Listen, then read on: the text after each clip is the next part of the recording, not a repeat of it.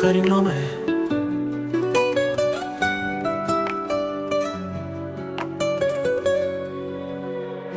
رفتی یا جا مونده اسمت روی این قلب شکسته.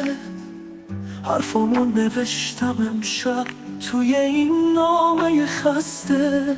ساعتهای بیقرار میگذرن اما چه سرده. این خیابون، این سکوت، بی تو حتی خونه درده. آخرین نامه رو مینویسم، شاید از حالم بدونی. بی خبر رفتی ولی کاش یه بار اسم تو بخونی. اینجا هر شب جای خالی روی این تخت نشسته. تو که رفتی بعد تو قلبم از خودش حتی گذشته.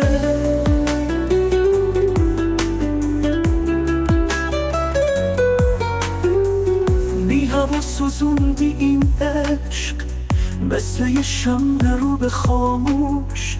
حرفای ناگفته من توی چشمام هنوز دوش. ساعتهای بیقرار میگذرن اما چه سرده. این خیابون، این سکوت، بی تو حتی خونه درده. آخرین نامه رو مینویسم، شاید از حالم بدونی.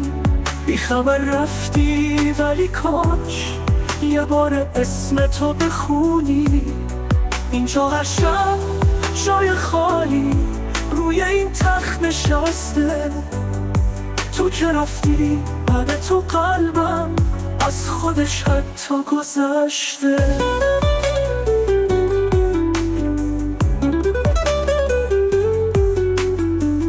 بی هوا سوزوندی این عشق مثل یه شمع رو به خاموش. حرفای ناگفته من توی چشمام هنوز دوش. ساعتهای بیقرار میگذرن اما چه سرده. این خیابون، این سکوت، بی تو حتی خونه درده. آخرین نامه رو مینویسم،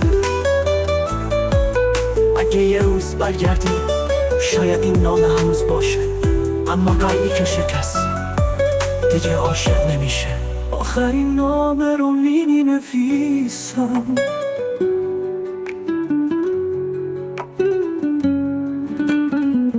رفتی یا جا مونده اسمت روی این قلب شکسته.